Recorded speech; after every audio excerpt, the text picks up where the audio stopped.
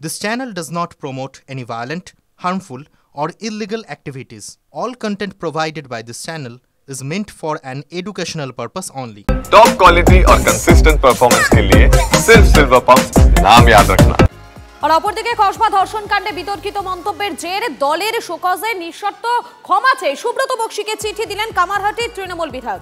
বিতর্কিত মন্তব্যের জন্য দুঃখ প্রকাশ। আমি দলের অনুগত সৈনিক, কোনো মন্তব্য দলের ভাবমূর্তিকে আঘাত পৌঁছলে দুঃখিত। আমাদের সঙ্গে রয়েছেন আমাদের প্রতিনিধি সৌরভ গুহ রয়েছেন। সৌরভ, মদন মিত্র তিনি অবশেষে চিঠি যে নিঃশর্ত ক্ষমা চাইলেন। একেবারেই শোকজের জবাব দিলেন মদন মিত্র, নিঃশর্ত ক্ষমা চাইলেন এবং গোটা ঘটনার জন্য দুঃখ প্রকাশ করলেন। কসবা কাণ্ডের জেরে তার বিতর্কিত মন্তব্য এবং বিতর্কিত মন্তব্যের জেরে তাকে শোকজ করেছিল দল। আজকে সেই নির্দিষ্ট সময়ের মধ্যেই কিন্তু সেই শোকজের জবাব দিয়েছেন মদন মিত্র, যেখানে তিনি লিখেছেন যে তিনি দলের অতীত দিন থেকে একজন অনুগত সৈনিক এবং দলের সমস্ত অনুশাসন মেনে চলাই তার কর্তব্য। তার কোনো আচরণে দলের যদি কোনো ভাবমূর্তিতে আঘাত পৌঁছায় তিনি আন্তরিকভাবে দুঃখিত এবং সুব্রত বক্সির কাছে তিনি ক্ষমা প্রার্থনা করেছেন। একেবারে ধন্যবাদ সৌরভ। আরো একবার জানাই আপনাদেরকে, কসবা ধর্ষণ কাণ্ডে বিতর্কিত মন্তব্যের জের দলের শোকজে নিঃশর্ত ক্ষমা চেয়ে সুব্রত বক্সিকে চিঠি কামারহাটির তৃণমূল বিধায়কের। বিতর্কিত মন্তব্যের জন্য দুঃখ প্রকাশ। আমি দলের অনুগত সৈনিক, কোনো মন্তব্য দলের ভাবমূর্তিতে আঘাত পৌঁছলে দুঃখিত। দলের প্রতি নিষ্ঠাবান সুব্রত বক্সিকে চিঠি দিয়ে জানিয়েছেন মদন মিত্র। ঠিক কি বলেছিলেন তিনি, কোন মন্তব্যের পরিপ্রেক্ষিতে এই বিতর্কের সৃষ্টি হয়েছিল একবার শোনাই, আরো একবার শুনুন। এইরকম ভাবে কখনো কেউ আপনার সঙ্গে ডেট করলে বা আপনাকে ডাকলে এভাবে ঝুঁকি নিয়ে একা যাবেন না।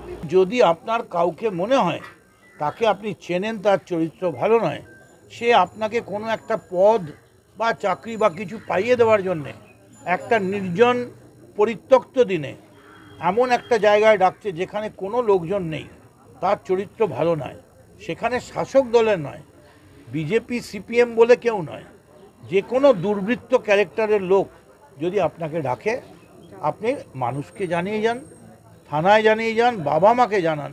কাউকে না জানিয়ে চলে গেলেন, এটা আমার খারাপ লাগছে। অন্তত আমরা থাকলে হিরণ্যকশিপুর মতো অন্তত আমরা ওই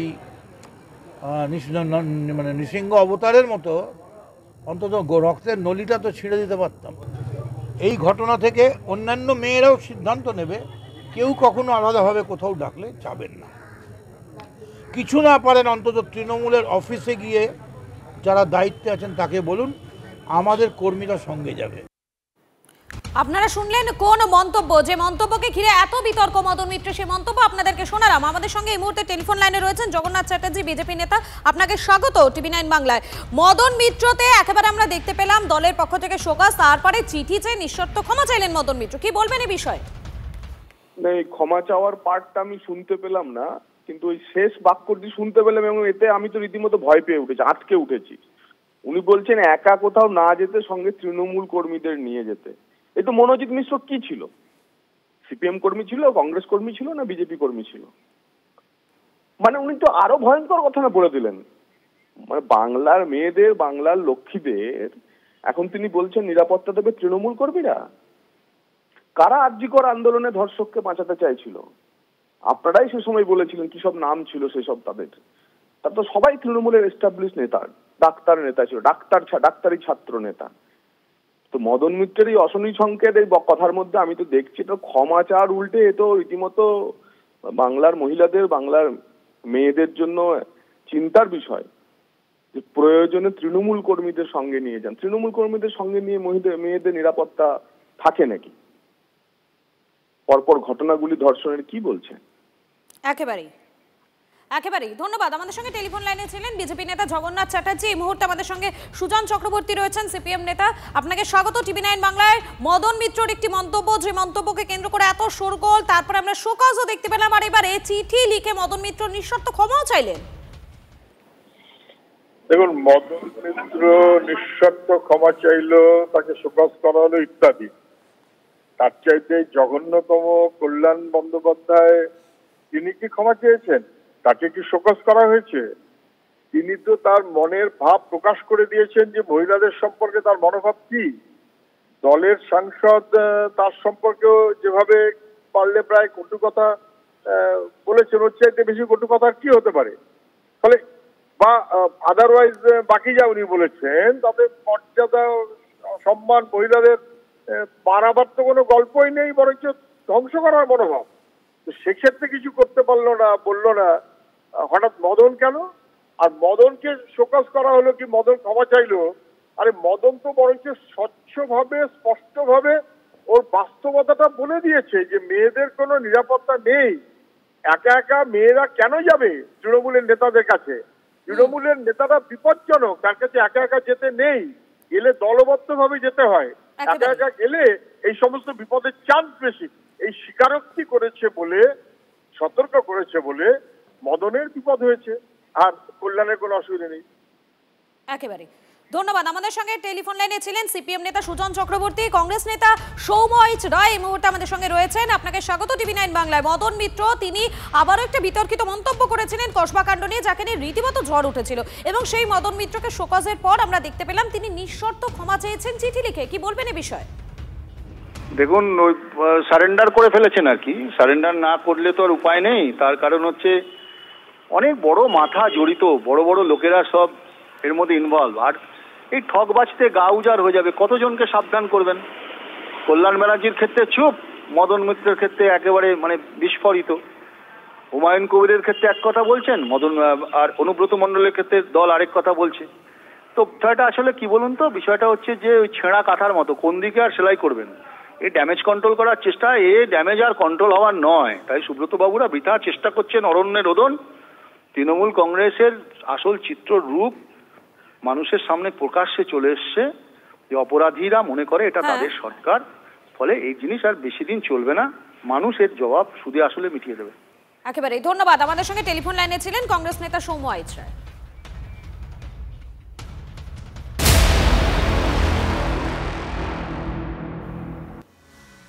আর ক্যাম্পাসে গণধর্ষণের পরেও কোন সাহসে ভয় ডরহীন ছিল এই মনোজিৎ?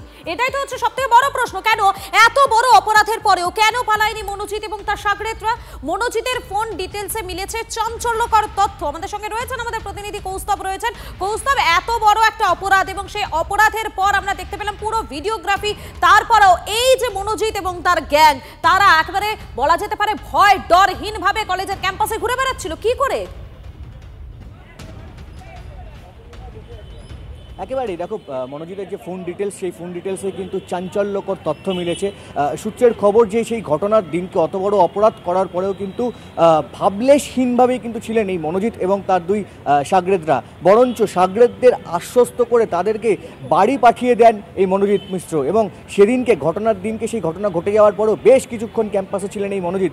এবং তারপরে সূত্রের খবর যে তিনি তার ফোন ডিটেলসে এটা মিলেছে যে বেশ কিছু ছাত্রনেতাকে তিনি ফোন করতে থাকেন এবং এই নির্যাতিতার এফআইআর রুখতে পুলিশকে যাতে ম্যানেজ করা যায় সেই জন্য তিনি সেই ছাত্রনেতাকে বিভিন্ন ওই দাদাদের অনুরোধ করতে থাকেন। কারণ দেখো, মনোজিতের এর আগেও তিনি বেশ কিছু কুকীর্তি করেছেন এবং এই কুকীর্তি করে কিন্তু তিনি ছাড়া পেয়ে গেছেন। ফলে তার মধ্যে কিন্তু সেই ভাবলেশহীন মনোভাব ছিল।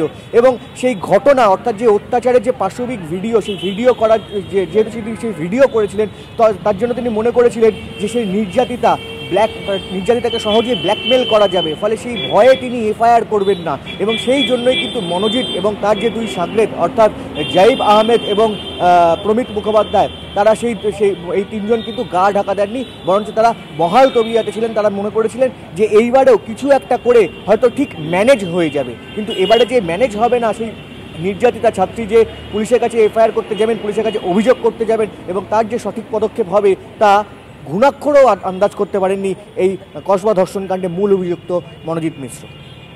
একেবারেই ধন্যবাদ কৌস্তব।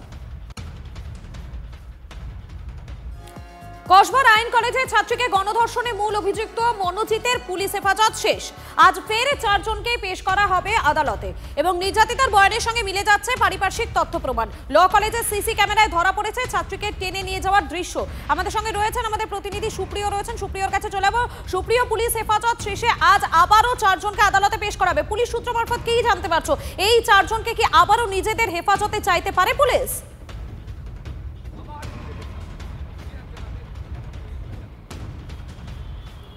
একদমই, দেখো, এখনো পর্যন্ত আমরা যেটা জানতে পারছি যে এদেরকে আজ ফের আদালতে পেশ করা হবে এবং এই সিকিউরিটি গার্ড সহ মূল অভিযুক্ত মনোজিৎ এবং তার 2 সহযোগী এদের প্রত্যেককেই আবারও হেফাজতে চেয়ে আবেদন জানানো হতে পারে এবং সেই আবেদনের জানানোর কারণ হিসাবে যে তদন্তে আরও অনেক কিছু বিষয় জানার রয়েছে বা এই গোটা ঘটনাক্রম সম্পর্কে আরও স্পষ্ট হতে চাইছেন তদন্তকারী আধিকারিকরা, আর সেই জায়গা থেকে এদেরকে আরও হেফাজতে নিয়ে জিজ্ঞাসাবাদ করার প্রয়োজনীয়তা রয়েছে। এমনকি তার পাশাপাশি তোমাকে আরও যেটা জানাবো যে এই কসবা কাণ্ডের পর আমরা যেটা দেখেছিলাম বা পুলিশ সূত্রে আমরা যেটা জানতে পেরেছিলাম যে কলেজের ভাইস প্রিন্সিপাল তাকে ইতিপূর্বেই একবার তদন্তকারীরা জিজ্ঞাসাবাদ করেন, তার সঙ্গে কথা বলেন এবং তার পরবর্তীতে গতকাল তাকে ফের নোটিশ পাঠিয়ে জিজ্ঞাসাবাদের জন্য ডেকে পাঠানো হয়েছিল এবং বেশ কয়েক ঘন্টা তার সঙ্গে কথা বলে তার বয়ান বা তার স্টেটমেন্ট রেকর্ড করেছেন তদন্তকারী আধিকারিকরা। কিন্তু কেন এই ভাইস প্রিন্সিপালকে জিজ্ঞাসাবাদ করা হচ্ছে, তার কারণ তিনি কখন এই গোটা ঘটনা সম্পর্কে বা এই বিষয়টি জানতে পেরেছিলেন, কার কাছ থেকে জানতে পেরেছিলেন এবং জানতে পারার পর তার কি পদক্ষেপ ছিল, এই বিষয়গুলো কিন্তু যথেষ্ট গুরুত্বপূর্ণ। সেই কারণেই এই ভাইস প্রিন্সিপালের সঙ্গে কথা বলে তার স্টেটমেন্ট রেকর্ড করেছেন এবং অন্যদিকে আরও যেটা আমরা একেবারেই ধন্যবাদ সুপ্রিয় তোমাকে।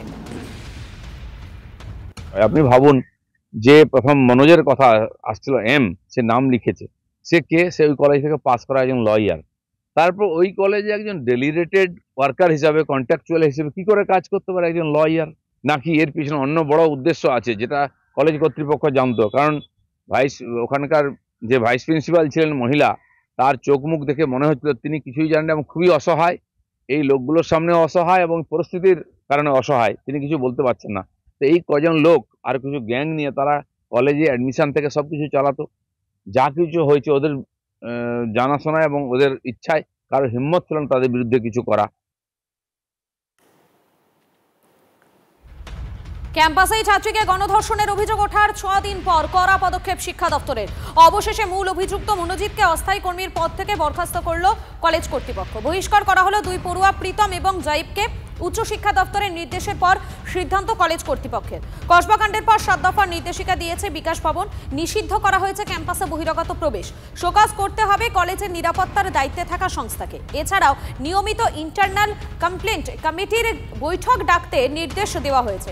কলেজে কাজের সময় কাজ এবং শেষের পর ফাঁকা করে দিতে হবে ক্যাম্পাস। কলেজে আরও সিসি ক্যামেরার প্রয়োজন কিনা তা জানতে চাওয়া হয়েছে কর্তৃপক্ষের কাছে।